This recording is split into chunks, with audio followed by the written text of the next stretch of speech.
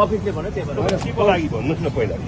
तपाईँ पहिला भन्नु तपाईँ यहाँ आउनुभएको भएर एउटा अलिकति अनुमति लिनुहोस् न कुनै कुनै पार्टी कार्यालयमा किन अनुमति लिनु तपाईँ यो त पब्लिक प्लेस हो नि हजुर हजुरले क्यामेरामा त्यसरी हाल्नु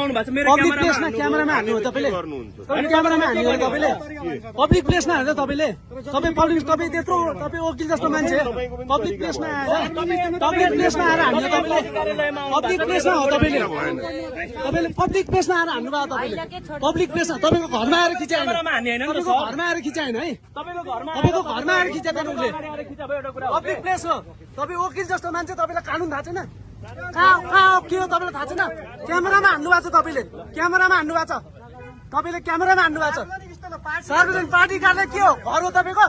पार्टी कार्यालय घर हो तपाईँको पार्टी कार्यालय घर हो तपाईँको भन्नु न पार्टी कार्यालय घर हो पार्टी कार्यालय घर हो तपाईँको